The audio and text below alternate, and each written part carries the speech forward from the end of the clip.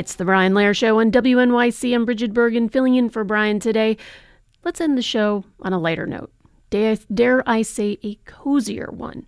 With the icy temps making it challenging and even dangerous to be outside, what have you found to do indoors? Have you taken up or resumed what could be called a cozy hobby? Something like knitting, which offers the added benefit of creating something to keep you warm, or baking, which results in tasty treats and a warm kitchen.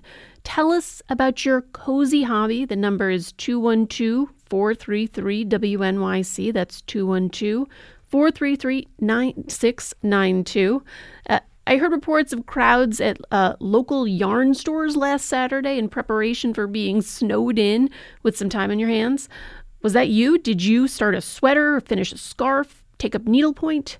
Now that the gift-giving holidays have passed, are you able to make maybe something for yourself? What's on your needles? Call or text us at 212-433-WNYC, 212-433-9692. What about jigsaw puzzles or board games? Are you finding ways to pass the time indoors that doesn't involve screens? You can call or text us about that. And with last week's run on groceries, did you see those pictures of empty shelves at Trader Joe's? Did that prompt you to maybe start up that sourdough? I've been really thinking about how to make sourdough starter. I keep watching videos and I'm just about to attempt it. But maybe you've been making other comfort food. Maybe you are more of a soup person or a pancake person for that snowy Sunday. We want to hear about it. Tell us about your cozy hobby, whether it's scrapbooking, taking pictures of your cat, darning socks. What helps you stay warm, body and soul, in these freezing temperatures? The number one more time, 212-433-WNYC. That's 212-433-9692. You can call or text us, and we'll take your calls just after this.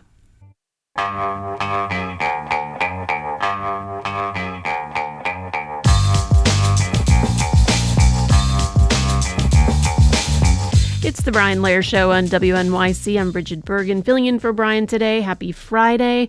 We're taking your calls about your cozy hobbies during this very cold spell at 212-433-WNYC. That's 212-433-9692. And to kick things off, we're joined by Trudy Roach from Brooklyn General Store on Union Street, in that spot between Carroll Gardens, Cobble Hill, and Red Hook, where they cater to all sorts of cozy hobbies involving needlework. Hey, Trudy, thanks for joining me this morning. Hi, it's a pleasure to be with you. And Trudy, just briefly, what kinds of supplies and classes do you offer at the Brooklyn General Store? So there's a wide range from knitting to crochet, embroidery, sewing, as well as mending, which has been really trending in the last few years. And were you one of the places that experienced that kind of rush before last weekend's storm, where people stocking up because they knew they were going to be stuck inside? Yeah, absolutely. So December and January are historically some of the busiest months for crafting, as you can imagine, with the weather. But in the last few weekends, as we've really had a really cold snap, we've seen people come in and really kind of gather up multiple crafts and multiple projects, either for themselves or their households, in anticipation of hunkering down. Trudy, I suspect you have more than one project going at a time, but what is on your needles at the moment? So currently I'm kind of obsessed with knitting shawls. So it's a nice break from knitting a big project, and they're really easy and they go fast, so very gratifying, specifically when you're kind of home alone in the cold weather. So that's a lot of fun. So I finished one and I'm starting a second one. And what is your textile of choice? Are these wool, color scheme? Currently, I'm really liking adding mohair, which is a light and fluffy yarn and very fine weight, and adding that to other yarns. So playing with textures as well as well, I'm so glad to hear how ambitious your hobbies are, because I need a little inspiration. And we have a whole board of callers of people who have been getting their cozy hobbies going in these cold days, who sound like folks who might show up in your shop. Let's start with Lexi in Manhattan. Lexi, you're on WNYC. Hi. Tell us about your cozy hobby. Yeah, so this winter I've been focusing on doing a lot of crochet. It's been fun to making bonnets. I've made some for me, my husband. I'm working on some for my cats now. It's just something to keep cozy while you're trying to beat this winter storm. Lexi, thank you so much for that call. Trudy, I do feel like sort of the crocheted bonnet look is something that I've seen a lot of. If somebody is new to these hobbies, what's a good place to start?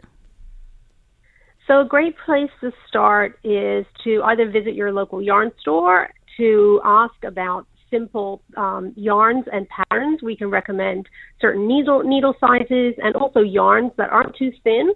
So it's great. They're great for beginners to get started. We can match needles and yarn together. And then there's also a website called Ravelry, where it's a great resource for patterns and inspiration as well. Trudy Roach, thank you so much. I want to let you get back to your customers at Brooklyn General Store there on Union Street near Carroll Gardens, but it's been some great inspiration, and I want to bring in more of our callers with some of their other hobbies.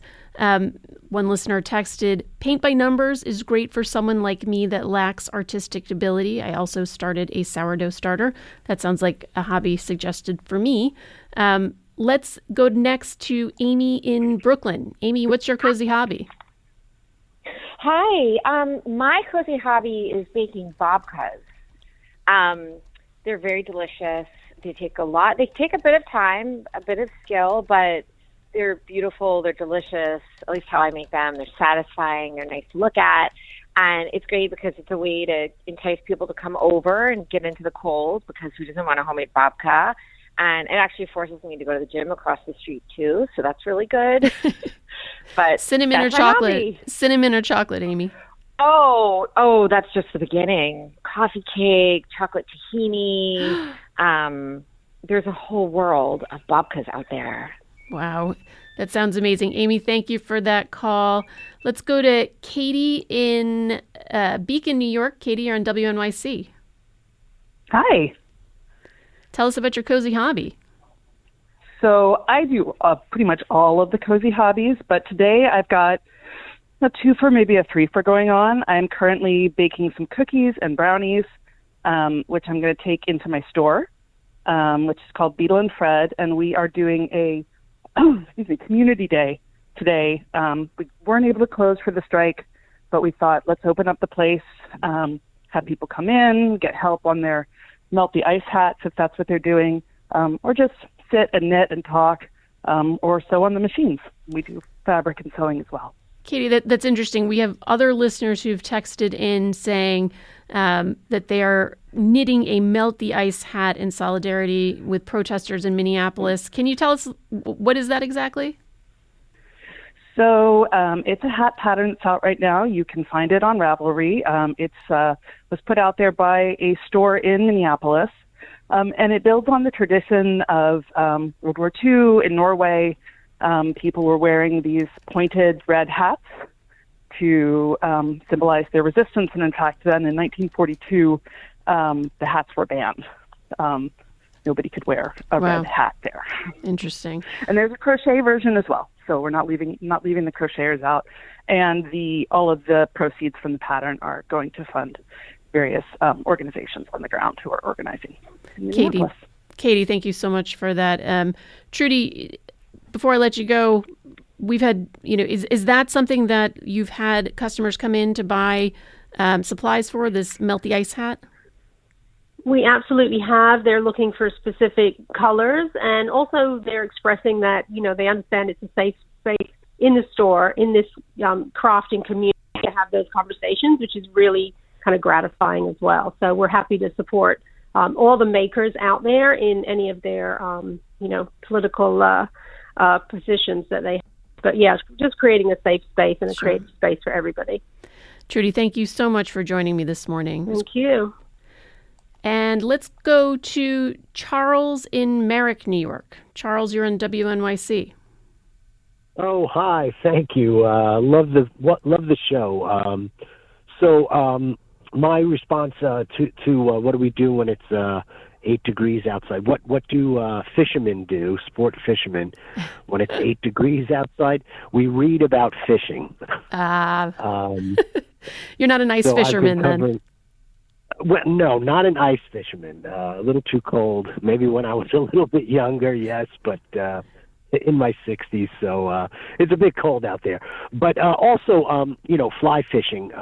A lot of guys turn to tying flies, which are fishing lures, basically, over the winter months to be ready for spring and summer. And if I might give a shout out to 2 organizations, one local and one national. Real quick. Yeah, so Trout Unlimited is a national organization that promotes clean waters. And then here local to where I live is the Long Island Fly Rodders.